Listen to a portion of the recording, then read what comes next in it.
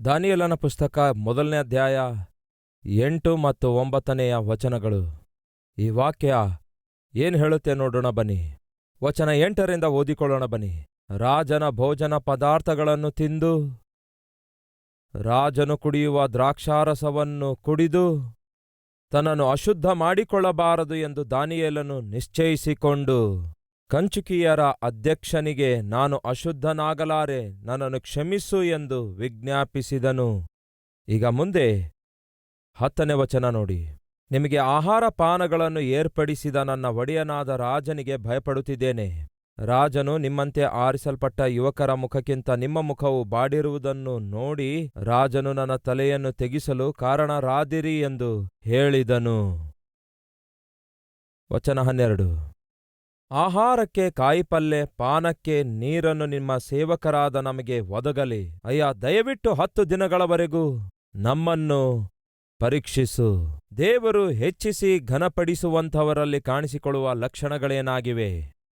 ನಿಮ್ಮಲ್ಲಿ ಎಷ್ಟು ಜನ ಆಶಿಸುತ್ತಾ ಇದ್ದೀರಿ, ದೇವರು ನನ್ನನ್ನು ಹೆಚ್ಚಿಸಬೇಕು, ದೇವರು ನನ್ನ ಕುಟುಂಬವನ್ನು ಹೆಚ್ಚಿಸಬೇಕು, ದೇವರು ನನ್ನ ಮಕ್ಕಳನ್ನು ಹೆಚ್ಚಿಸಬೇಕು, ನಾನು ಆಶಿಸುತ್ತಿದ್ದೇನೆ ಅನ್ನುವಂಥವ್ರು ಖಂಡಿತವಾಗಿ ಇದ್ದೇ ಇರುತ್ತೀರಿ. ಅಂದರೆ ದೇವರು ಹೆಚ್ಚಿಸಬೇಕು ಎಂದು ಆಶಿಸುವಂಥವರಲ್ಲಿ ಪ್ರಧಾನವಾಗಿ 3 ಲಕ್ಷಣಗಳು ಕಾಣಿಸುತ್ತವೆ. ಆ 3 ಲಕ್ಷಣಗಳೇನೆಂದು ನಿಮ್ಮೊಂದಿಗೆ ಹಂಚಿಕೊಳ್ತಿದ್ದೇನೆ. ಮೊದಲನೇದಾಗಿ, ಯಾರನ್ನು ದೇವರು ಹೆಚ್ಚಿಸುತ್ತಾರೆ?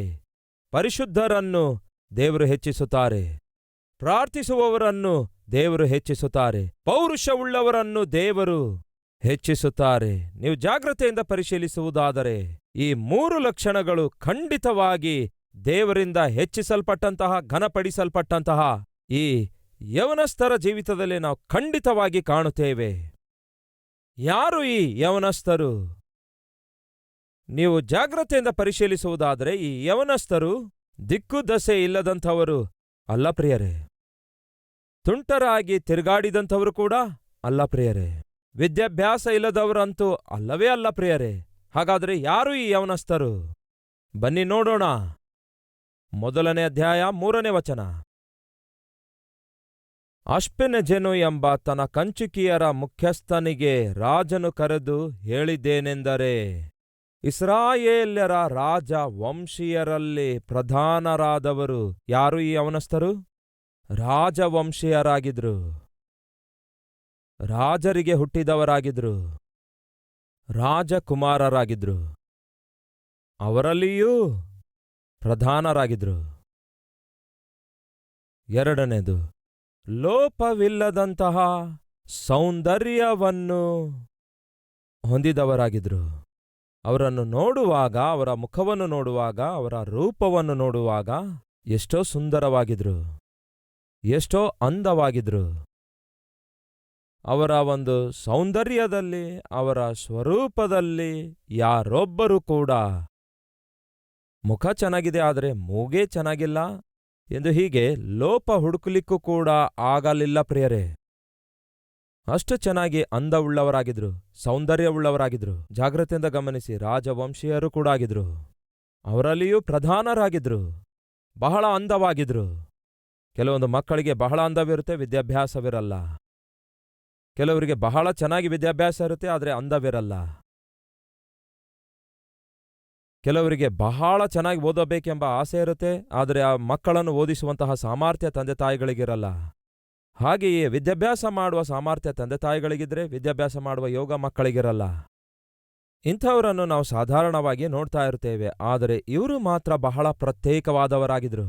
ಮೊದಲನೇದಾಗಿ ರಾಜವಂಶೀಯರಾಗಿದ್ರು, 2ನೇದಾಗಿ ರಾಜವಂಶೀಯರಲ್ಲಿ ಮುಖ್ಯರಾಗಿದ್ರು, 3ನೇದಾಗಿ ಬಹಳ ಅಂದವಾಗಿದ್ರು, 4ನೇದಾಗಿ ಸಕಲ ವಿದ್ಯೆಗಳನ್ನು, ಸಕಲ ವಿದ್ಯಾ ಪ್ರಾವೀಣ್ಯತೆ, ಜ್ಞಾನವನ್ನು ಹೊಂದಿದವರಾಗಿದ್ರು, ತತ್ವಜ್ಞಾನವನ್ನು ತಿಳ್ಕೊಂಡವರಾಗಿದ್ರು. ರಾಜ ನಗರದಲ್ಲಿ ಸಾನ್ನಿಧ್ಯ ಸೇವೆ ಮಾಡಲು ಯೋಗ್ಯರಾಗಿರುವ ಕೆಲವು ಮುದುಕರು ಆಗಿರಲಿಲ್ಲ ಪ್ರಿಯರೇ. ಯಾರಾಗಿದ್ರು? ಬಾಲಕರು. ಅವರು ಯೌವನಸ್ಥರಾಗಿರಬೇಕು, ವಿದ್ಯಾವಂತರಾಗಿರಬೇಕು, ಸಕಲ ವಿದ್ಯೆಯನ್ನು ಕಲಿತವರಾಗಿರಬೇಕು, ಜ್ಞಾನವುಳ್ಳವರಾಗಿರಬೇಕು, ತತ್ವಜ್ಞಾನ ತಿಳಿದುಕೊಂಡವರಾಗಿರಬೇಕು, ಸೌಂದರ್ಯವುಳ್ಳವರಾಗಿರಬೇಕು, ಲೋಪವಿಲ್ಲದವರಾಗಿರಬೇಕು, ರಾಜಕುಮಾರರಾಗಿರಬೇಕು, ಅವರಲ್ಲಿಯೂ ಮುಖ್ಯರಾಗಿರಬೇಕು ಎಂದು ರಾಜ ಹೇಳ್ತಾನೆ. ಏನ್ ಪ್ರಿಯರೇ, ಎಲ್ಲ ಕಂಡೀಷನ್ ಸಾಧ್ಯ ಅಂತೀರಾ? ನಾನು ಹೇಳ್ತೇನೆ ಕೇಳಿ.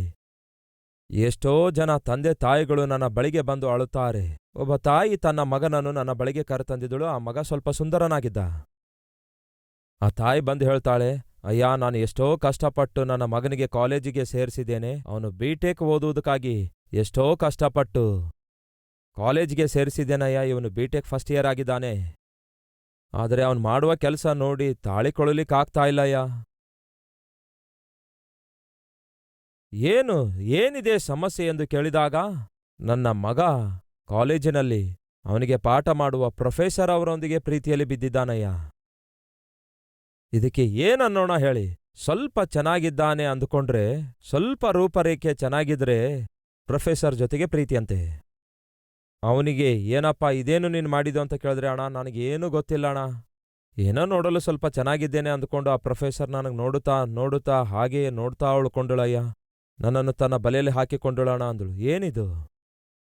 ಮತ್ತೊಬ್ಬ ತಂದೆ ತಾಯಿ ಬಂದು ಹೇಳ್ತಾರೆ, ಅಯ್ಯ, ನಾವು ಗೌರವವುಳ್ಳ ಕುಟುಂಬದವರಯ್ಯ, ಸೊಸೈಟಿಯಲ್ಲಿ ಮರ್ಯಾದೆಯುಳ್ಳ ಕುಟುಂಬವಾಗಿದ್ದೇವಯ್ಯ. ಆದರೆ ನಮ್ಮ ಮಗಳು ನಮ್ಮ ಮರ್ಯಾದೆ ತೆಗೆದಿದ್ದಾಳೆ. ಏನು ಸಮಸ್ಯೆ? ನಮ್ಮ ಮಗಳು ಡಾಕ್ಟರ್ ಓದುತ್ತಿದ್ದಾಳಯ್ಯ. ಹಾಗಾದರೆ ಡಾಕ್ಟರ್ ಓದುವ ಮಗಳು ನಿಮ್ಮ ಮರ್ಯಾದೆ ತೆಗೆಯುವುದೇನು? ಹೌದಯ್ಯ, ಡಾಕ್ಟರ್ ಓದುವಂತಹ ಮಗಳೇ ಪ್ರತಿದಿನ ಕಾಲೇಜಿಗೆ ಆ ಬಸ್ಸಲ್ಲಿ ಹೋಗ್ತಾಳೆ ಬರ್ತಾಳೆ. ಆ ಬಸ್ ಡ್ರೈವರ್ ಜೊತೆಗೆ ಪ್ರೀತಿ ಮಾಡಿದಾಳಯ್ಯ. ಕಾಲೇಜಿಗೆ ಕರ್ಕೊಂಡು ಹೋಗುವ ಆ ಬಸ್ ಡ್ರೈವರ್ಗೆ ಪ್ರೀತಿಸಿದಾಳಂತೆ. ಅವನಿಗೆ ಮದುವೆ ಆಗ್ತೇನೆ ಅನ್ನುತ್ತಿದ್ದಾಳೆ. ವಿದ್ಯಾಭ್ಯಾಸ ಮಾಡುವುದನ್ನು ಬಿಟ್ಟು ಅಂಥವನನ್ನು ಪ್ರೀತಿಸಿ ಅವನಿಗೆ ಮದುವೆ ಆಗೋದೇನಯ್ಯ? ನಾವು ಆಕೆ ಬಗ್ಗೆ ಎಷ್ಟು ಕನಸ್ಕೊಂಡಿದ್ದೇವೆ. ನಮ್ಮ ಮಗಳು ಎಷ್ಟೋ ಸುಂದರವಾಗಿದ್ದಾಳೆ, ಒಳ್ಳೆ ರೂಪರೇಖೆ, ಒಳ್ಳೆ ವಿದ್ಯಾಭ್ಯಾಸವುಳ್ಳಂತಹ ಮಗಳಾಗಿದ್ದಾಳಯ್ಯ. ಆಕೆ ನಮಗೆ ಪಂಚಪ್ರಾಣವಾಗಿದ್ದಾಳೆ. ಆದರೆ ಈಗ ಏನೋ ಪ್ರೀತಿ ಅನ್ನುತ್ತಿದ್ದಾಳೆ, ಮದುವೆ ಅನ್ನುತ್ತಿದ್ದಾಳೆ. ನಮ್ಮ ಮರ್ಯಾದೆ ತೆಗೆದುಹಾಕ್ದಳಯ್ಯ ಅಂದ್ರು. ಯಶ್, ಹುಡುಗ ಏನಾದರೂ ಸ್ವಲ್ಪ ಸುಂದರವಾಗಿದ್ರೆ, ಹುಡುಗಿ ಏನಾದರೂ ಸ್ವಲ್ಪ ಸುಂದರವಾಗಿದ್ರೆ, ಓದುವುದನ್ನೇ ಬಿಟ್ಟು ಸಡಿಲಾಗಿ ತಿರುಗಾಡುತ್ತಾ ಹುಡುಗ ಹುಡುಗಿಯರು ತಮ್ಮ ಜೀವಿತವನ್ನೇ ನಾಶ ಮಾಡಿಕೊಳ್ತಾ ಇದ್ದಾರಲ್ಲವೇ? ಈ ದಿನ ತಮ್ಮ ತಂಗಿಯಂದರೆ ಅಂಥವ್ರು ಯಾರಾದರೂ ಇದ್ದೀರಾ? ದಯವಿಟ್ಟು ನಿಮ್ಮನ್ನು ಸಾಕಿ ಸಲಹಿ ನಿಮ್ಮನ್ನು ಕಷ್ಟಪಟ್ಟು ಬೆಳೆಸುತ್ತಿರುವಂತಹ ತಂದೆಗೆ ತಾಯಿಗೆ ಕಾಡಿಸಬೇಡಿ. ಈ ದಿನ ನಾವು ಧ್ಯಾನಿಸುತ್ತಾ ಇರುವಂತಹ ಈ ಯೌವನಸ್ಥರು ಅದ್ಭುತವಾದಂತಹ ಪ್ರತ್ಯೇಕವುಳ್ಳವರಾಗಿದ್ದಾರೆ. ವಿದ್ಯಾಭ್ಯಾಸ ಇಲ್ಲದವರಲ್ಲ ಪ್ರಿಯರೇ, ಅದ್ಭುತವಾಗಿ ಓದಿದವರಾಗಿದ್ರು, ಸಕಲ ವಿದ್ಯೆ ಕಲಿತವರಾಗಿದ್ರು. ಅಂದ ಚಂದ ಇಲ್ಲದವರಾಗಿರಲಿಲ್ಲ ಪ್ರಿಯರೇ, ಬಹಳ ಅಂದವಾಗಿದ್ರು. ಬಡ ಕುಟುಂಬದಲ್ಲಿ ಹುಟ್ಟಿದವರಲ್ಲ ಪ್ರಿಯರೇ, ರಾಜಭವನದಲ್ಲಿ ಹುಟ್ಟಿದವರಾಗಿದ್ರು. ಅಧಿಕ ಸಮಸ್ಯೆಗಳೊಂದಿಗೆ ಒದ್ದಾಡುತ್ತಾ ಇರುವಂತಹ ತಂದೆ ತಾಯಿಗಳಿಗೆ ಹುಟ್ಟಿದವರಲ್ಲ ಪ್ರಿಯರೇ, ಯಾವ ಕೊರತೆ ಇಲ್ಲದೆ ಬೆಳೆಸುವಂತಹ ವಂಶದಲ್ಲಿ ಹುಟ್ಟಿದವರಾಗಿದ್ರು. ಬಹಳ ದುಡ್ಡಿರುವ ಕುಟುಂಬದಲ್ಲಿ ಹುಟ್ಟಿದವರಾಗಿದ್ರು. ಸುಖವೂ ಸೌಖ್ಯವೂ ಭೋಗವೂ ಉಳ್ಳಂತಹ ಕುಟುಂಬದಲ್ಲಿ ಹುಟ್ಟಿದವರಾಗಿದ್ರು. ಆದಾಗಿಯೂ ಏನಿದು ಪ್ರಿಯರೇ ಪ್ರತ್ಯೇಕತೆ? ಈಗ ತಾನೇ ಹೇಳಿದೆನಲ್ಲವೇ, ಕೆಲವರಿಗೆ ವಿದ್ಯಾಭ್ಯಾಸ ಮಾಡಲು ಮನಸ್ಸುಳ್ಳ ಮಕ್ಕಳಿದ್ರೆ ತಂದೆ ತಾಯಿಗಳಿಗೆ ಓದಿಸಲು ಸಾಮರ್ಥ್ಯ ಇರಲ್ಲ. ವಿದ್ಯಾಭ್ಯಾಸ ಮಾಡಿಸುವ ತಂದೆ ತಾಯಿಗಳಿದ್ರೆ ಓದುವ ಮನಸ್ಸು ಅವರಿಗಿರಲ್ಲ. ಆದರೆ ಈ ಯೌವನಸ್ಥರನ್ನು ನೋಡಿ, ಅಂದವಾಗಿದ್ದಾರಂತೆ, ಎಲ್ಲಾ ವಿದ್ಯೆ ಕಲಿತವರಾಗಿದ್ದಾರಂತೆ, ಎಲ್ಲಾ ವಿಧದಲ್ಲಿ ಸ್ಥಿರವಾದ ಕುಟುಂಬದಿಂದ ಬಂದವರಾಗಿದ್ದಾರಂತೆ. ಇವೆಲ್ಲವುಗಳನ್ನು ಪಕ್ಕಕ್ಕೆ ತಳ್ಳಿ ಹಾಕಿರಿ, ಇವೆಲ್ಲವುಗಳಿಗಿಂತಲೂ ಬಹುಶ್ರೇಷ್ಠವಾದದ್ದು ಇವರು ಯೌವನಸ್ಥರಾಗಿದ್ರು. ಜೀವಿತದಲ್ಲಿ ಎಲ್ಲವನ್ನೂ ಅನುಭವಿಸಿದ ನಂತರ, ಎಲ್ಲವನ್ನೂ ರುಚಿ ನೋಡಿದ ನಂತರ, ಈ ಅಲ್ಪಕಾಲ ಪಾಪ ಭೋಗದಲ್ಲಿ ಏನೂ ಇಲ್ಲ ಎಂದು ಗ್ರಹಿಸಿದ ಆ ನಂತರ ದೇವರ ಭಜನೆ ಮಾಡುವಂತಹ ಜನರು ಇವರು ಆಗಿರಲಿಲ್ಲ. ಮತ್ಯಾರು ಗೊತ್ತಾ? ಯೌವನಸ್ಥರಾಗಿದ್ರು. ಯಂಗ್ ಮ್ಯಾನ್, ಯೌವನಸ್ಥರಾಗಿದ್ರು. ಇವರ ವಿಶೇಷತೆ ನೋಡುವಾಗ ನನಗಿದುವರೆಗೂ ಅರ್ಥ ಆಗ್ಲಿಲ್ಲ ಪ್ರಿಯರೇ, ಅದು ಹೇಗೆ ಸಾಧ್ಯವಾಯ್ತೆಂದು. ಅಂದವಾಗಿದ್ರು, ಅಖಂಡ ವಿದ್ಯೆ ಕಲಿತವರಾಗಿದ್ರು, ಅಭಿವೃದ್ಧಿಯುಳ್ಳ ಕುಟುಂಬದಲ್ಲಿ ಹುಟ್ಟಿದವರಾಗಿದ್ರು, ಅಂದವಾಗಿದ್ರು, ಆಕಾರದಲ್ಲಿ ಲೋಪವಿಲ್ಲದವರಾಗಿದ್ರು. ಅಷ್ಟೇ ಅಲ್ಲ ಪ್ರಿಯರೇ, ದೊಡ್ಡ ಆತ್ಮೀಕತೆ ಉಳ್ಳವರಾಗಿದ್ರು. ಹೇಗೆ ಸಾಧ್ಯವಾಯಿತು? ಅಷ್ಟು ಮಾತ್ರವಲ್ಲದೆ ಎಲ್ಲರಿಂದಲೂ ದೂರವಾದವರಾಗಿದ್ರು, ಅನಾಥರಾಗಿ ಉಳಿದವರಾಗಿದ್ರು, ಎಲ್ಲವನ್ನೂ ಕಳಕೊಂಡವರಾಗಿದ್ರು, ತನ್ನ ತಂದೆಯನ್ನು ತಾಯಿಯನ್ನು ಕಳಕೊಂಡವರಾಗಿದ್ರು. ಅನಾಥರಾಗಿ ಬಾಬೆಲ್ ದೇಶಕ್ಕೆ ಬಂದಿಗಳಾಗಿ ಕೊಂಡೊಯ್ಯಲ್ಪಟ್ಟವರಾಗಿದ್ರು. ಎಲ್ಲರನ್ನೂ ಕಳ್ಕೊಂಡ್ರೂ ಕೂಡ, ಎಲ್ಲವನ್ನೂ ಕಳ್ಕೊಂಡ್ರೂ ಕೂಡ ಆತ್ಮಿಕತೆಯನ್ನು ಮಾತ್ರ ಯಾವ ಒಂದು ದಿವಸವೂ ಕೂಡ ನಿರ್ಲಕ್ಷ್ಯ ಮಾಡದಂತಹ ಅದ್ಭುತರಾದ ಆತ್ಮಿಕರಾಗಿದ್ರು. ಸಾಧಾರಣವಾಗಿ ನಮ್ಮ ಜೀವಿತದಲ್ಲಿ ನಾವು ಬಹಳವಾಗಿ ಪ್ರೀತಿಸಿದ ಪ್ರಿಯರನ್ನು ನಾವು ಕಳೆದುಕೊಳ್ಳುವಾಗ ದೇವರ ಮೇಲೆ ನಾವು ಬಹಳಷ್ಟು ಮುನಿಸುತ್ತೇವೆ. ನಾವು ಬಹಳವಾಗಿ ಪ್ರೀತಿಸಿದವುಗಳು ನಮ್ಮಿಂದ ದೂರವಾಗುವುದಾದರೆ ನಾವು ದೇವರ ಮೇಲೆ ಮುನಿಸುತ್ತೇವೆ. ನಾನು ಚಿಕ್ಕ ಹುಡುಗನಾಗಿದ್ದಾಗ ಪಾರಿವಾಳ ಬಹಳ ಬೆಳೆಸುತ್ತಾ ಇದ್ದೆ. ಆ ಪಾರಿವಾಳಗಳಿಗೆ ನಾನಂದ್ರೆ ಬಹಳ ಇಷ್ಟ, ನನಗೆ ಆ ಪಾರಿವಾಳ ಬಹಳ ಇಷ್ಟ. ನಾನು ಸ್ಕೂಲ್ನಿಂದ ಬಂದ ತಕ್ಷಣವೇ ಪಾರಿವಾಳ ಚೆನ್ನಾಗಿ ಬಂದು ಭುಜದ ಮೇಲೆ ಕೂತ್ಕೊಳ್ತಾ ಇದ್ವು. ನಾನು ಎಲ್ಲಿದ್ರೂ ಕೂಡ ಕರೆದ ತಕ್ಷಣ ಬರ್ತಾ ಇದ್ವು, ಅಷ್ಟು ಅಟ್ಯಾಚ್ಮೆಂಟ್ ಬೆಳೆಸ್ಕೊಂಡುವು. ಒಂದು ದಿನ ಸ್ಕೂಲ್ನಿಂದ ಬರೋಷ್ಟೊತ್ತಿಗೆ ಘೋರ ಜರುಗಿತ್ತು. ಒಂದು ಪಾರಿವಾಳಕ್ಕೆ ಬೆಕ್ಕು ತಿಂದಿತ್ತು. ಇನ್ನೊಂದು ಪಾರಿವಾಳ ರೋಡ್ ಮೇಲೆ ಕಾಳು ತಿನ್ನುತ್ತಿರುವಾಗ ಯಾರೋ ಸೈಕಲ್ ಮೇಲೆ ಹೋಗ್ತಾ ಹೋಗ್ತಾ ಅದನ್ನು ತುಳಿದು ಬಿಟ್ರು. ಎರಡೂ ಸತ್ತೋದ್ವು. ನನಗೆಷ್ಟೋ ಬಾಧೆ ಅನಿಸಿತ್ತು, ಎಷ್ಟೋ ವೇದನೆ ಅನಿಸಿತು. ನಾನು ಯಾರ ಮೇಲೆ ಮುನಿಸಿದೆ ಗೊತ್ತಾ ನಿಮಗೆ? ಸೈಕಲ್ ತುಳಿತದಿಂದ ಪಾರಿವಾಳ ಸಾಯಿಸಿರುವವನನ್ನು ಬಯಲಿಲ್ಲ, ಸಾಯಿಸಿರುವ ಬೆಕ್ಕಿಗೂ ಬಯಲಿಲ್ಲ. ಮತ್ತೆ ಯಾರ ಮೇಲೆ ಮುನಿಸಿದೆನು ಗೊತ್ತಾ? ದೇವರ ಮೇಲೆ ಮುನಿಸಿದೆ. ಯಾಕೆ ದೇವರೇ ಹೀಗೆ ಮಾಡಿದೆ? ಯಾಕೆ ನನ್ನ ಪಾರಿವಾಳಗಳನ್ನು ಸಾಯಿಸಿದೆ ಎಂದು ದೇವರ ಮೇಲೆ ಹೀಗೆ ಮುನಿಸಿ ಪ್ರಾರ್ಥಿಸುವುದನ್ನು ನಿಲ್ಲಿಸಿದೆ. ಕಾರಣವೇನೆಂದರೆ ಪರಿಪಕ್ವತೆ ಇಲ್ಲದಂತಹ ವಯಸ್ಸು, ಇಮ್ಮೆಚ್ಯೂರ್ಡ್, ಪರಿಪಕ್ವತೆ ಇಲ್ಲದ ವಯಸ್ಸಾಗಿತ್ತು. ಈ ದಿನ ನಮ್ಮಲ್ಲಿಯೂ ಬಹಳ ಜನ, ನೀವು ಪ್ರಾರ್ಥನೆ ಮಾಡುವಾಗ, ನೀವು ಬೇಡಿಕೊಂಡದ್ದು ಹೊಂದಿಕೊಳ್ಳದೇ ಇರುವಾಗ, ಆಶಿಸಿದ್ದನ್ನು ಪಡೆದುಕೊಳ್ಳದೇ ಇರುವಾಗ, ಸರ್ವಸಾಧಾರಣವಾಗಿ ನಮಗೆ ದೇವರ ಮೇಲೆಯೇ ಒಂದು ವಿಧವಾದ ವಿರಕ್ತಿ ಭಾವ ಉಂಟಾಗತ್ತೆ. ಅದು ಕರೆಕ್ಟ್ ಅಲ್ಲ ಪ್ರಿಯರೇ. ಯೋಬನು ಆಸ್ತಿಯನ್ನು ಕಳ್ಕೊಳ್ಳುತ್ತಾನೆ, ಅಂತಸ್ತನ್ನು ಕಳ್ಕೊಳ್ಳುತ್ತಾನೆ, ಆರೋಗ್ಯವನ್ನು ಕಳ್ಕೊಳ್ಳುತ್ತಾನೆ, ಆಪ್ತರನ್ನೆಲ್ಲ ಕಳ್ಕೊಳ್ಳುತ್ತಾನೆ, ಅಖಂಡವನ್ನೆಲ್ಲ ಕಳ್ಕೊಳ್ಳುತ್ತಾನೆ. ಅಂತಹ ಯೋಬನು ಏನ್ಮಾಡ್ತಾನೆ ಗೊತ್ತಾ? ಒಂದೇ ಸಮನೆ ಬಂದು ದೇವರ ಸನ್ನಿಧಿಯಲ್ಲಿ ಸಾಷ್ಟಾಂಗವಾಗಿ ಅಡ್ಡಬಿದ್ದು, ದೇವರೇ ನಿನಗೆ ಮಹಿಮೆಯುಂಟಾಗಲಿ ಅನ್ನುತ್ತಾನೆ. ಎಲ್ಲಿಗೆ ಬರುತ್ತಾನೆ? ದೇವರ ಬಳಿಗೆ ಬರುತ್ತಾನೆ. ಸಾಷ್ಟಾಂಗವಾಗಿ ಅಡ್ಡಬಿದ್ದ ಪ್ರಿಯರೇ, ಕಾರಣವೇನು? ಎಲ್ಲವನ್ನೂ ಕಳ್ಕೊಂಡ ಸಮಯದಲ್ಲಿ ನನ್ನ ದೇವರಿಂದ ದೂರ ಆಗುವುದಾದರೆ ನನ್ನ ಗತಿಯೇನು?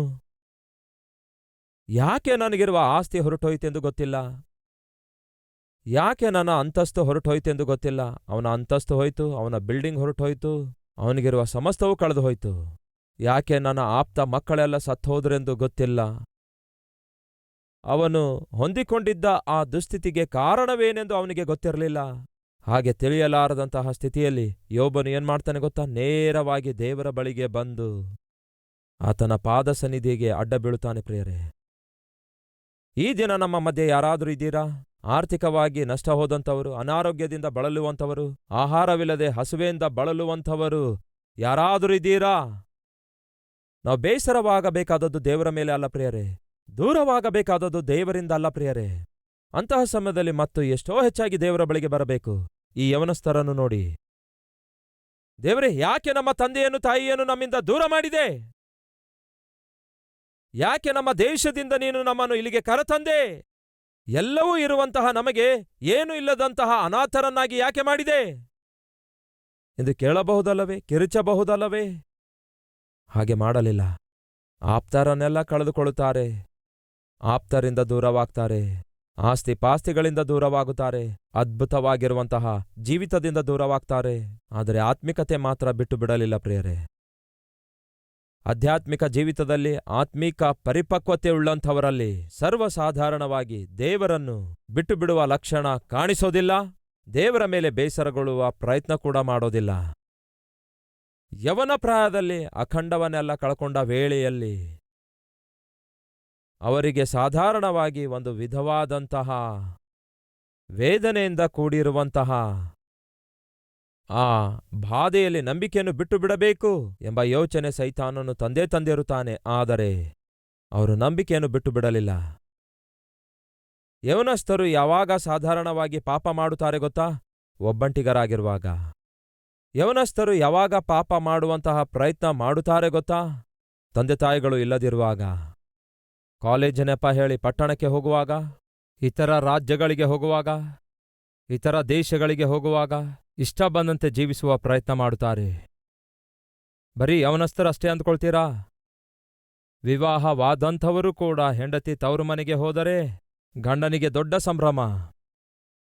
ಗಂಡ ಉದ್ಯೋಗಕ್ಕಾಗಿ ಇತರ ದೇಶಕ್ಕೆ ಇತರ ಪ್ರಾಂತ್ಯಕ್ಕೆ ಹೋಗುವಾಗ ಹೆಂಡತಿಗೆ ದೊಡ್ಡ ಸಂಭ್ರಮ. ಗತಕಾಲದಲ್ಲಿನ ಲಾಕ್ಡೌನ್ ಪೀರಿಯಡ್ನಲ್ಲಿ ಗಂಡ ಒಂದು ಕಡೆ ಹೆಂಡತಿ ಒಂದು ಕಡೆ ಇರಬೇಕಾದಾಗ ಎಷ್ಟೋ ಜನ ಎಷ್ಟೋ ಸಂಭ್ರಮ ಮಾಡಿಕೊಂಡಿದ್ದಾರೆ. ಏನ್ರಿ ಎಲ್ಲಿದ್ದೀರಿ ಎಂದು ಹೆಂಡತಿ ಕೇಳಿದ್ರೆ, ಎಲ್ಲಿರೋದೇನು, ನಾನು ನಿನ್ ಬಗ್ಗೆಯೇ ಯೋಚಿಸಿ ಯೋಚಿಸಿ ಕೊರಗುತ್ತಿದ್ದೇನೆ ಅನ್ನುತ್ತಾನೆ. ಕೊರಗೋದೇನು ಕೆಲ್ಸಕ್ಕೆ ಬರ್ದವನು, ಯಾರೋ ಒಬ್ಬ ಪಾಪಿಷ್ಟಳೊಂದಿಗೆ ತಿರ್ಗಾಡ್ತಾನೆ. ಹೇಳೋದೆಲ್ಲ ಬರೀ ಸುಳ್ಳು ಮಾತುಗಳು. ಎಷ್ಟೋ ಜನ ಹುಡುಗರು, ಎಷ್ಟೋ ಜನ ಹುಡುಗಿಯರು ಹಾಸ್ಟೆಲ್ ಮುಚ್ಚಲ್ಪಟ್ಟಾಗ, ಕಾಲೇಜ್ ಮುಚ್ಚಲ್ಪಟ್ಟಾಗ, ಮನೆಗೆ ಹೋಗಲು ಅವಕಾಶವಿಲ್ಲದಿರುವಾಗ ಬಾಯ್ ಫ್ರೆಂಡ್ ರೂಮಲ್ಲಿ ಎಷ್ಟು ಜನ ಹುಡುಗಿಯರು ಉಳ್ಕೊಂಡಿದ್ರು. ಒಂದು ವಿಷಯ ನಿಮಗೆ ಗೊತ್ತಾ ಪ್ರಿಯರೇ? ಒಂದು ಸಮೀಕ್ಷೆ ಹೇಳುತ್ತೆ 75 ಲಕ್ಷ ಗರ್ಭಪಾತಗಳು ಜರುಗಿವೆಯಂತೆ. ಎಷ್ಟು? 75 ಲಕ್ಷ ಅಬಾರ್ಷನ್ಸ್ ಜರುಗಿವೆ ಅಂತೆ. ಕಾರಣ? ಎಲ್ಲಿದ್ದಿ ಮಗಳೇ ಅಂತ ತಾಯಿ ಕೇಳಿದ್ರೆ, ಇಲ್ಲಿ ಸಿಕ್ಕಾಕೊಂಡಿದ್ದೇನೆ ಅನ್ನುತ್ತಾಳೆ. ಹಾಸ್ಟೆಲ್ ಮುಚ್ಚಾಕಿದ್ದಾರೆ, ಕಾಲೇಜ್ ಮುಚ್ಚಾಕಿದ್ದಾರೆ, ಫ್ರೆಂಡ್ ರೂಮಲ್ಲಿದ್ದೇನೆ ಅನ್ನುತ್ತಾಳೆ. ಪಾಪ ಅಮಾಯಕ ತಂದೆ ತಾಯಿ ಅಂದುಕೊಳ್ತಾರೆ ಫ್ರೆಂಡ್ ಅಂದ್ರೆ ಒಂದು ಹುಡುಗಿಯಾಗಿರ್ತಾಳೆಂದು. ಆದರೆ ಗೆಳತಿಯೊಂದಿಗಲ್ಲ, ಗೆಳೆಯನೊಂದಿಗಿರುತ್ತಾಳೆ. 75 ಲಕ್ಷ ಅಬಾರ್ಷನ್ಸ್ಗಳು ಜರುಗಿವೆ ಅನ್ನುವುದಾದರೆ ಅದು ಎಷ್ಟು ಘೋರ ಕಾರ್ಯ ನೋಡಿ. ಅದು ಬೇವಚ್ಚತನಾಗಿದೆ. ಗರ್ಭ ತಡೆಯುವುದಕ್ಕಾಗಿ ಉಪಯೋಗಿಸುವಂತಹ ಮಾತ್ರೆಗಳು ಆ ದಿನಗಳಲ್ಲಿ ದೊರಕದೇ ಇರುವುದಾದರೆ ಅದಕ್ಕೆ ಕಾರಣ ಎಲ್ಲ ಅಂಗಡಿಗಳು ಮುಚ್ಚಲಾಗಿದ್ವು. ಇದೀರಾ ನಮ್ಮ ಮಧ್ಯ ಅಂಥವ್ರು ಯಾರಾದರೂ? ಇಷ್ಟ ಬಂದಂತಹ ಜೀವಿತಕ್ಕೆ ರೂಢಿ ಮಾಡಿಕೊಂಡವರು. ಗಂಡನಿಂದ ದೂರವಿದ್ದೀರಿ, ಹೆಂಡತಿಯಿಂದ ದೂರವಿದ್ದೀರಿ, ತಂದೆ ತಾಯಿಗಳಿಂದ ದೂರವಿದ್ದೀರಿ, ಅದನ್ನೇ ಆಧಾರ ಮಾಡಿಕೊಂಡು ಇಷ್ಟ ಬಂದಂತೆ ಜೀವಿಸುವಂಥವರಿದ್ದೀರಾ? ದಯವಿಟ್ಟು ಕೇಳಿರಿ, ನೀವು ಹೆಚ್ಚಿಸಲ್ಪಡಲು ಸಾಧ್ಯವೇ ಇಲ್ಲ. ದೇವರು ನಿಮ್ಮನ್ನು ಆಶೀರ್ವದಿಸಲು ಸಾಧ್ಯವಿಲ್ಲ. ಪ್ರತಿನಿತ್ಯವೂ ಪಾಪ ಮಾಡುವುದಕ್ಕಾಗಿ ತವಕ ಪಡುವಂಥವರು ಪತನವಾಗುತ್ತಾರೆ ಹೊರತು ಉನ್ನತಕ್ಕೆ ಬರಲು ಮಾತ್ರ ಸಾಧ್ಯವಿಲ್ಲ. ಆದರೆ ಈ ಯೌವನಸ್ಥರನ್ನು ನೋಡಿ, ಅವರು ತಮ್ಮ ದೇಶದಿಂದ ದೂರ ಇದ್ದಾರೆ, ತಮ್ಮ ತಂದೆ ತಾಯಿಗಳಿಂದಲೂ ದೂರವಿದ್ದಾರೆ, ಅವರಿಗಿರುವ ಸಮಸ್ತದಿಂದಲೂ ದೂರವಾಗುತ್ತಾರೆ. ಆದರೆ ದೇವರಿಂದ ಮಾತ್ರ ದೂರ ಆಗಲಿಲ್ಲ, ದೈವಿಕತೆಯಿಂದಲೂ ದೂರವಾಗಲಿಲ್ಲ. ಅಷ್ಟೇ ಅಲ್ಲ ಪ್ರಿಯರೇ, ಅವರ ಆತ್ಮೀಕತೆಯನ್ನು ಕೂಡ ಬಿಡಲಿಲ್ಲ. ತಮ್ಮ ತಂಗಿಯಂದರೆ, ನೀವು ಕೂಡ ತಂದೆ ತಾಯಿಯಿಂದ ದೂರವಿರ್ತಾ ಇದ್ದೀರಾ? ಸಹೋದರ ಸಹೋದರಿ, ಉದ್ಯೋಗದ ನಿಮಿತ್ತ ಗಂಡ ಹೆಂಡತಿಯಿಂದ ದೂರವಿದ್ದು ಇತರ ದೇಶದಲ್ಲಿ, ಇತರ ಪ್ರಾಂತ್ಯದಲ್ಲಿ, ಇತರ ಪಟ್ಟಣದಲ್ಲಿ, ಇಲ್ಲವೇ ಇತರ ಗ್ರಾಮಗಳಲ್ಲಿ ಜೀವಿಸುತ್ತಾ ಇದ್ದೀರಾ? ಜಾಗ್ರತೆ. ನೀವು ಎಲ್ಲಿ ಇದ್ದಾಗ್ಯೂ ಕೂಡ ಅಲ್ಲಿ ದೇವರಿದ್ದಾರೆ, ದೇವರು ನೋಡ್ತಿದ್ದಾರೆ. ನಿಮ್ಮ ತಂದೆ, ನಿಮ್ಮ ತಾಯಿ, ನಿಮ್ಮ ಗಂಡ, ನಿಮ್ಮ ಹೆಂಡತಿ ನಿಮ್ಮಿಂದ ದೂರ ಇರಬಹುದು. ನೀವು ಮಾಡುವಂತಹ ಪಾಪಿಷ್ಟ ಕೆಲಸಗಳು, ಹಾಕುವ ಪಾಪಿಷ್ಟ ವೇಷಗಳು ಅವರು ನೋಡದೇ ಇರಬಹುದು. ಆದರೆ ಸಮಸ್ತವನ್ನು ನೋಡುವಂತಹ ದೇವರು ಇದ್ದಾರೆ. ಆತನು ಗಮನಿಸುತ್ತಿದ್ದಾನೆ. ಕೇಳುವಂಥವರು ಯಾರೂ ಇಲ್ಲದಿರುವ ವೇಳೆಯಲ್ಲಿ ನೋಡಿ, ಪ್ರಶ್ನಿಸುವಂತಹ ಪರಿಸ್ಥಿತಿ ಇಲ್ಲದಿರುವಂತಹ ವೇಳೆಯಲ್ಲಿ ಈ ಯೌವನಸ್ಥರು ಏನ್ ಮಾಡ್ತಾರೆ ಗೊತ್ತಾ? ದೇಶವಲ್ಲದ ದೇಶದಲ್ಲಿ ರಾಜನ ಸುಖಭೋಗಗಳಲ್ಲಿ ನೀವು ಕೂಡ ಪಾಲ್ಗೊಳ್ಳಬಹುದು ಎಂಬ ಪರ್ಮಿಷನ್ ಕೊಟ್ಟರೆ, ಯಾರು ಪರ್ಮಿಷನ್ ಕೊಡ್ತಾರೆ? ಮೇಲಧಿಕಾರಿಯೇ ಪರ್ಮಿಷನ್ ಕೊಡ್ತಾನೆ. ಎದಕ್ಕಾಗಿ? ಪಾಪಿಷ್ಟ ಕೆಲಸ ಮಾಡುವುದಕ್ಕಾಗಿ. ಈ ದಿನ ದೊಡ್ಡ ದೊಡ್ಡ MNC ಕಂಪನಿಗಳಲ್ಲಿ ಅದೊಂದು ಟ್ರೆಂಡ್ ಆಗಿ ಮಾರ್ಪಟ್ಟಿದೆ. ಸ್ಯಾಟರ್ಡೆ ಬಂದ್ರೆ ಸಾಕು, ಪರ್ಮಿಷನ್ ಕೊಡ್ತಾರೆ. ಅವರೇ ಪಾರ್ಟೀಸ್ಗಳನ್ನು ಏರ್ಪಡಿಸ್ತಾರಂತೆ, ಕಾಕ್ಟೇಲ್ ಪಾರ್ಟಿ ಅಂತೆ. ಅವರೇ ಎಲ್ಲ ಸಿದ್ಧತೆ ಮಾಡ್ತಿದ್ದಾರೆ. ರಿಸಾರ್ಟ್ಸ್ಗೆ ಹೋಗಬಹುದಂತೆ, ಅವರೇ ಎಲ್ಲ ಸಿದ್ಧತೆ ಮಾಡ್ತಿದ್ದಾರೆ. ಕೆಲವೊಂದು ಕಂಪನಿಗಳಲ್ಲಿ ರಿಫ್ರೆಶ್ಮೆಂಟ್ಗೋಸ್ಕರ, ರಿಲ್ಯಾಕ್ಸ್ ಆಗುವುದಕ್ಕೋಸ್ಕರ. ಬನ್ನಿ, ಈ ದಿನ ಸ್ಯಾಟರ್ಡೆ ಅಲ್ಲವೋ, ಸ್ಯಾಟರ್ಡೇ ಇಲ್ಲವೇ ಫ್ರೈಡೇ ನೈಟ್ ಬಾರ್ಗ್ ಹೋಗೋಣ, ನೈಟ್ ಕ್ಲಬ್ಗೆ ಹೋಗೋಣ ಎಂದು ಪ್ರೋತ್ಸಾಹಿಸುತ್ತಿದ್ದಾರೆ. ಬರಲೇಬೇಕು, ಎಲ್ಲರೂ ಒಟ್ಟಿಗೆ ಹೋಗ್ತಿದ್ದೇವೆ, ಎಲ್ಲರೊಂದಿಗೆ ನೀವು ಬರಲೇಬೇಕು. ರಿಸಾರ್ಟ್ಸ್ಗೆ ಹೋಗ್ತಿದ್ದೇವೆ. ರಿಸಾರ್ಟ್ಸ್ಗೆ ಯಾಕೆ ಹೋಗ್ತಾರೆ ಹೇಳಿ? ಏಕಾಂತವಾಗಿ ಕಾಲ ಕಳೆಯುವ ಅಗತ್ಯತೆ ಏನಿದೆ?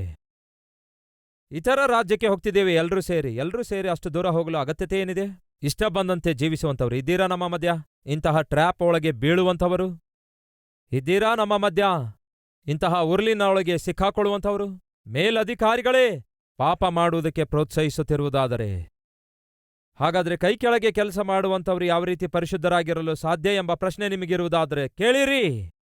ಪರಿಶುದ್ಧರಾಗಿ ಜೀವಿಸಲು ಸಾಧ್ಯ ಎಂಬುದಾಗಿ ಈ ಯೌವನಸ್ಥರು ನಿರೂಪಿಸುತ್ತಿದ್ದಾರೆ. ರಾಜಭವನದಲ್ಲಿ, ರಾಜನ ಸಮ್ಮುಖದಲ್ಲಿ, ರಾಜನು ಭುಜಿಸುವ ಭೋಜನದಲ್ಲಿ, ರಾಜನು ಮಾಡುವಂತಹ ಪಾನದಲ್ಲಿ ನಿರೂಪಿಸುತ್ತಿದ್ದಾರೆ. ದಯವಿಟ್ಟು ಕೇಳಿ. ಸಾಧಾರಣವಾಗಿ ರಾಜನ ಭವನದಲ್ಲಿ ಸಾಧಾರಣವಾಗಿ ಸಂಭವಿಸುವ ಕಾರ್ಯಗಳು ಯಾವ್ಯಾವು ಗೊತ್ತಾ? ಮೊದಲನೇದಾಗಿ ಔತಣ. ಆ ನಂತರ ಕುಡುಕತನ, ಆ ನಂತರ ಕುಣಿತ. ಈ ಮೂರು ಸಾಧಾರಣವಾಗಿರುತ್ತವೆ. ಔತಣ, ಬಹಳ ತಿನ್ನಬೇಕು, ಕುಡಿಯಬೇಕು. ಕುಣಿತ, ಕುಡಿದ ನಂತರ ಬಹಳವಾಗಿ ಕುಣಿದಾಡೋದು, ಅದರ ಜೊತೆಗೆ ಇಷ್ಟ ಬಂದ ಹುಡುಗಿಯೊಂದಿಗೆ ಸಮಯ ಕಳೆಯೋದು. ಆದರೆ ಈ ಯೌವನಸ್ಥರು ಫ್ರೀಯಾಗಿ ಸಿಕ್ಕಿರುವಂತಹ ಈ ಅಪಾರ್ಚುನಿಟಿಯನ್ನು ಆಧಿಕ್ಯತೆಯಾಗಿ ಆನಂದವಾಗಿ ಭಾವಿಸಲಿಲ್ಲ ಪ್ರಿಯರೇ. ಈ ದಿನ ನಮ್ಮ ಮಧ್ಯೆ ಯಾರಾದರೂ ಇದ್ದೀರಾ? ಔತಣ ಎಂದು ಹೇಳಿ ಹೋಗ್ತಾ ಇದ್ದೀರಿ, ಪಾರ್ಟಿ ಎಂದು ಹೇಳಿ ಹೋಗ್ತಾ ಇದ್ದೀರಿ. ಆ ಪಾರ್ಟಿಯಲ್ಲಿ, ಆ ಔತಣದಲ್ಲಿ ಆನಂತರ ಕುಡಿದು ಕುಣಿದಾಡುವುದಕ್ಕೆ ತೌಕಪಡುವಂಥವ್ರು ಯಾರಾದರೂ ಇದ್ದೀರಾ? ಹಾಗಾದರೆ ಜಾಗ್ರತೆ. ದೇವರು ಒಬ್ಬ ವ್ಯಕ್ತಿಯನ್ನು ಹೆಚ್ಚಿಸಬೇಕಾದರೆ, ದೇವರು ಒಬ್ಬ ವ್ಯಕ್ತಿಗೆ ದಿವ್ಯ ದಾನ ಕೊಟ್ಟು ಆಶೀರ್ವದಿಸಬೇಕಾದರೆ, ಉನ್ನತ ಸ್ಥಾನಕ್ಕೆ ತರಬೇಕಾದರೆ ಮೊಟ್ಟ ಮೊದಲು ಆ ವ್ಯಕ್ತಿಯಲ್ಲಿ ಕಾಣಿಸಿಕೊಳ್ಳಬೇಕಾದದ್ದೇ ಪರಿಶುದ್ಧತೆ. ಪರಿಶುದ್ಧರನ್ನೇ ದೇವರು ಹೆಚ್ಚಿಸುತ್ತಾರೆ ಎಂದು ಈ ಯೌವನಸ್ಥರು ನಿರೂಪಿಸುತ್ತಿದ್ದಾರೆ. ಆ ರಾಜನೇ ಔತಣಕ್ಕಾಗಿ, ಕುಡುಕುತನಕ್ಕಾಗಿ, ಕುಣಿದಾಡುವುದಕ್ಕಾಗಿ ಕರೆಯುತ್ತಾ ಇರುವಾಗ ಈ ಯೌವನಸ್ಥರು ಹೇಳ್ತಾರೆ, ನೋ ನೋ, ಅದು ನಮಗೆ ಒಪ್ಪೋದಿಲ್ಲ. ನಾವು ಆ ರೀತಿ ನಮ್ಮ ಶರೀರ ಅಪವಿತ್ರಪಡಿಸಿಕೊಳ್ಳೋದಿಲ್ಲ ಅನ್ನುತ್ತಾರೆ. ಯಾಕೆ? ಏನಾಗುತ್ತೆ? ನಾವು ಸೇವಿಸುವಂತಹ ದೇವರು ಪರಿಶುದ್ಧನಾಗಿರುವುದರಿಂದ ನಾವು ಕೂಡ ಪರಿಶುದ್ಧರಾಗಿಯೇ ಇರುತ್ತೇವೆ ಅನ್ನುತ್ತಾರೆ. ಎಂತಹ ಅದ್ಭುತವಾದ ಮಾತು ನೋಡಿ. ಹಾಗಲ್ರಯ್ಯ, ನೀವು ನಮ್ಮೊಂದಿಗೆ ಸೇರಿ ರಾಜನು ಭುಜಿಸುವ ಆಹಾರ ಪದಾರ್ಥದಲ್ಲಿ ಪಾಲ್ಗೊಳ್ಳದಿದ್ದರೆ ನಿಮ್ಮ ಮುಖಗಳು, ಬಹಳ ಚೆನ್ನಾಗಿ ಊಟ ಮಾಡುವವರ ಮುಖದೊಂದಿಗೆ ಒಂದು ವೇಳೆ ಪರಿಶೀಲಿಸಿ ನೋಡುವುದಾದರೆ, ಬಾಡಿದ ಮುಖ ಇರುವುದಾದರೆ ರಾಜನು ನನ್ನನ್ನು ಸಾಯಿಸ್ತಾನೆ ಎಂದು ಹೇಳಿದಾಗ, ಬೇಕಾದರೆ ನಮ್ಮನ್ನು ಪರೀಕ್ಷಿಸಿರಿ ಅನ್ನುತ್ತಾರೆ. ನಾವು ಒಂದು ಪ್ರತ್ಯೇಕವಾದ ಆಹಾರವನ್ನು, ಪರಿಶುದ್ಧ ಆಹಾರವನ್ನು ತಿನ್ನುತ್ತೇವೆ. ಒಂದು 10 days ನಮಗೆ ಪರೀಕ್ಷಿಸಿ ನೋಡಿ ಅನ್ನುತ್ತಾರೆ. ಆ ಯೌವನಸ್ಥರು ಅಂತಹ ತೀರ್ಮಾನ ತೆಗೆದುಕೊಳ್ಳುವುದಕ್ಕಾಗಿ ಮೊದಲ ಕಾರಣ ಹೇಳನ್ನುತ್ತೀರಾ? ಒಬ್ಬನ ನಿಮಿತ್ತ, ದಾನಿಯೇಲನ ನಿಮಿತ್ತ. ಈ ದಾನಿಯೇಲನು ತಾನು ಪರಿಶುದ್ಧನಾಗಿ ಜೀವಿಸುವುದು ಮಾತ್ರವಲ್ಲದೆ ತನ್ನ ಸುತ್ತಲಿರುವಂಥವರು ಕೂಡ ಪರಿಶುದ್ಧರಾಗಿ ಜೀವಿಸುವಂತೆ ಪ್ರೋತ್ಸಾಹಿಸುವವನಾಗಿದ್ದ. ಈ ಕುಡುಕರನ್ನು ನೋಡಿ, ಸಾಧಾರಣವಾಗಿ ಯಾರೋ ಒಬ್ಬನಿಗೆ ಆ ಕುಡಿಯುವ ಮನಸ್ಸಾಗುತ್ತೆ. ಅವನೊಬ್ಬನೇ ಹೋಗಿ ಕುಡಿಯಲಾರದೆ ತನ್ನೊಂದಿಗೆ 10 ಜನರನ್ನು ಕರೆದೊಯ್ತಾನೆ. ಒಂದು ವೇಳೆ 5-6 ಜನ ಫ್ರೆಂಡ್ಸ್ ಇದ್ದಾರೆ ಅಂದುಕೊಳ್ಳಿ, ಎಲ್ಲರೂ ಸಿಗರೆಟ್ ಸೇದೋದಿಲ್ಲ. ಅಷ್ಟು ಜನರಲ್ಲಿ ಯಾರಿಗೋ ಒಬ್ರಿಗೆ ಆ ಮನಸ್ಸಾಗುತ್ತೆ. ಅವನು ಶುರು ಮಾಡ್ತಾನೆ ಸಿಗರೆಟ್ ಸೇದುವುದನ್ನು. ಅವನು ಸಿಗರೆಟ್ ಸೇದಿ ಪಕ್ಕದವನಿಗೆ ನೀನು ಕೂಡ ಸೇದು ಅನ್ನುತ್ತಾನೆ. ಏನನ್ನುತ್ತಾನೆ? ಒಂದು ಸಾರಿ ಸೇದು ಅನ್ನುತ್ತಾನೆ. ಅವನು ಕೆಮ್ಮುತ್ತಾ ಸಿಗರೆಟ್ ಸೇದುತ್ತಾನೆ. ಅದನ್ನು ನೋಡಿ ಪಕ್ಕದವನಿಗೆ ಬುದ್ಧಿ ಬರಬೇಕಲ್ಲವೇ? ಇದೇನೋ ಅವನು ಸಿಗರೆಟ್ ಸೇದಿ ಅಷ್ಟು ಕೆಮ್ಮುತ್ತಿದ್ದಾನೆ. ಈ ಎರಡನೇ ಅವನು ಕೆಮ್ಮುತ್ತಾ ಪಕ್ಕದವನಿಗೆ ಕೊಡ್ತಾನೆ. ಅವನು ಕೆಮ್ಮುತ್ತಾ 3ನೇ ಅವನಿಗೆ ಕೊಡ್ತಾನೆ. ಅವನು 4ನೇ ಅವನಿಗೆ ಕೊಡ್ತಾನೆ. ಎಲ್ಲರೂ ಕೆಮ್ಮುತ್ತಾ ಸಿಗರೆಟ್ ಸೇದುತ್ತಾರೆ. ಸಿಗರೆಟ್ ಸೇದುವಾಗ ಕೆಮ್ಮು ಬರುತ್ತೆ ಅಂತ ನೋಡಿ ಯಾರಾದ್ರೂ ಬುದ್ಧಿ ತಂದ್ಕೊಳ್ತಾರಾ? ಕೆಮ್ಮೂ ನಿಲ್ಲೋದಿಲ್ಲ, ಇವನಿಗೆ ಬುದ್ಧಿಯೂ ಬರೋಲ್ಲ. ಹೇಗೆ ಶುರುವಾಯ್ತು ಹೇಳಿ? ಒಬ್ಬನಿಂದ ಶುರುವಾಯ್ತು. ಒಬ್ಬನು ಸಿಗರೆಟ್ ಸೇದುವುದರಿಂದ ಉಳಿದವರನ್ನೆಲ್ಲ ಹಾಳು ಮಾಡುತ್ತಾನೆ. ಅದೇ ರೀತಿಯಾಗಿ ಒಬ್ಬನು ಪರಿಶುದ್ಧನಾಗಿ ಜೀವಿಸುವುದರಿಂದ ಅವನ ಪರಿಶುದ್ಧವಾದ ಜೀವಿತ ಉಳಿದವರಿಗೂ ಕೂಡ ಪ್ರಭಾವ ಬೀರುತ್ತದೆ ಎನ್ನುವುದು ವಾಸ್ತವ. ಹಾಗಾದರೆ ನನ್ನ ಪ್ರಶ್ನೆ, ಸಹೋದರ ಸಹೋದರಿಯರೇ, ನಿಮ್ಮ ಜೀವಿತದ ನಿಮಿತ್ತ ನಿಮ್ಮ ಸುತ್ತಲಿರುವಂಥವರು ಹಾಳಾಗುತ್ತಿದ್ದಾರೋ ಇಲ್ಲವೇ ಪರಿಶುದ್ಧರಾಗಿ ಮಾರ್ಪಡುತ್ತಿದ್ದಾರೋ? ಒಮ್ಮೆ ಆಲೋಚಿಸಿ. ದಾನಿಯೇಲನಿಗಿರುವ ಪರಿಶುದ್ಧತೆಯ ನಿಮಿತ್ತ ಶದ್ರಕ್, ಮೇಷಕ್, ಅಬೇದ್ನೆಗೋ ಎನ್ನುವಂತಹ 3 ಜನ ಯೌವನಸ್ಥರು ನಾವು ಕೂಡ ಪರಿಶುದ್ಧರಾಗಿ ಮುಂದುವರಿಯಬೇಕೆಂದು ಬಯಸ್ತಾರೆ. ದಾನಿಯೇಲನ ಜೀವಿತ ಉಳಿದಂಥವರಿಗೆ ಆದರ್ಶಕರವಾಗಿತ್ತು, ಆಶೀರ್ವಾದಕರವಾಗಿತ್ತು. ಹಾಗಾದರೆ ನಿಮ್ಮ ಜೀವಿತದ ಸಂಗತಿಯೇನು? ನಿಮ್ಮ ಆಲೋಚನೆಗಳು, ನಿಮ್ಮ ಕೋರಿಕೆಗಳು, ನಿಮ್ಮ ಪದ್ಧತಿಗಳು, ನಿಮ್ಮ ಪ್ರವರ್ತನೆ ನಿಮ್ಮ ಸುತ್ತಲಿರುವವರಿಗೆ ಆದರ್ಶಕರವಾಗಿರಬೇಕು, ಆತ್ಮೀಕವಾಗಿರಬೇಕು, ಆಶೀರ್ವಾದಕರವಾಗಿರಬೇಕು. ಅಭ್ಯಂತರಕರವಾಗಿಯೂ ಅಪವಿತ್ರವಾದ ಕಾರ್ಯಗಳನ್ನು ಮಾಡುವಂಥದ್ದಾಗಿಯೂ ಎಂದಿಗೂ ಇರಬಾರದು ಪ್ರಿಯರೇ.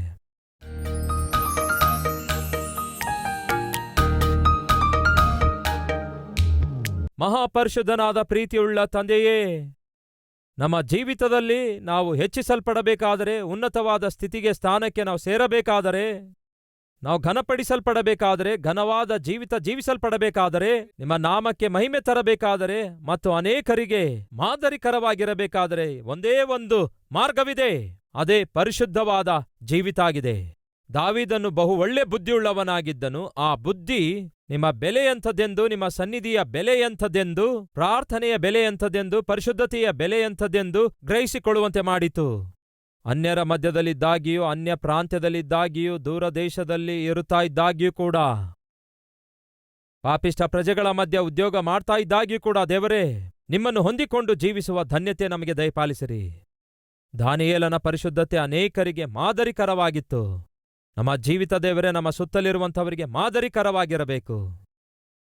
ಅಷ್ಟೇ ಹೊರತು ನಮ್ಮ ಸುತ್ತಲಿರುವಂಥವರಿಗೆ ಬೀಳಿಸುವ ಹಾಗೆಯೂ, ಪಾಪಿಷ್ಠ ಕೆಲಸ ಮಾಡುವ ಹಾಗೆಯೂ ನಮ್ಮ ಜೀವಿತ ಎಂದಿಗೂ ಕೂಡ ಇರಬಾರದು. ದೇವರೇ, ನಮ್ಮ ಕುಟುಂಬವು ನಮ್ಮ ಸುತ್ತಲಿರುವವರಿಗೆ ಮಾದರಿಕರವಾಗಿರಬೇಕು. ಅಂತಹ ಮಾದರಿಕರವಾದ ಜೀವಿತ ನಮಗೆ ದಯಪಾಲಿಸಿರಿ. ದಾನಿಯೇಲ, ಶಾದ್ರಕ್, ಮೇಷಕ್, ಅಬೇದ್ನೆಗೋ ಅವರ ಹಾಗೆ ನಿಮ್ಮಲ್ಲಿ ಭಯಭಕ್ತಿಯುಳ್ಳವರಾಗಿ ಸಾಯುವವರೆಗೂ ಪರಿಶುದ್ಧರಾಗಿ ಜೀವಿಸುವಂತಹ ಧನ್ಯತೆ, ಅಂತಹ ಭಾಗ್ಯವನ್ನು ನಮ್ಮೆಲ್ಲರಿಗೆ ಅನುಗ್ರಹಿಸಿರೆಂದು, ಯವನ ಪ್ರಾಯದಲ್ಲಿ ಯವನ ಇಚ್ಛೆಗಳಿಗೆ ಒಳಗಾಗಿ ಬಾಗಿದವರಾಗಿ ನಾಶವಾಗಲಾರದಂತೆ ಈ ಕಲ್ವರಿ ಸ್ವರ ಕಾರ್ಯಕ್ರಮ ವೀಕ್ಷಿಸುವ ಯವನಸ್ಥರನ್ನು, ಈ ವಾಕ್ಯ ಕೇಳುವಂತಹ ಯವನಸ್ಥರನ್ನು ದೇವರೇ, ದಾನಿಯೇಲನ ಹಾಗೆ, ಶಾದ್ರಕ್, ಮೇಷಕ್, ಅಬೇದ್ನೆಗೋ ಅವರ ಹಾಗೆ ಪರಿಶುದ್ಧರನ್ನಾಗಿ ಮಾಡಿ ಮಾರ್ಪಡಿಸಿರೆಂದು, ಮುಂಬರುವ ತಲೆಮಾರಿಗೆ ದೇವರೇ ಅದ್ಭುತವಾದ ಆತ್ಮೀಕರನಾಗಿ ಮಾರ್ಪಡಿಸಿರೆಂದು ಯೇಸುವಿನ ನಾಮದಲ್ಲಿ ಬೇಡಿ ಹೊಂದಿದ್ದೇವೆ ತಂದೆಯೇ, ಆಮೇನ್.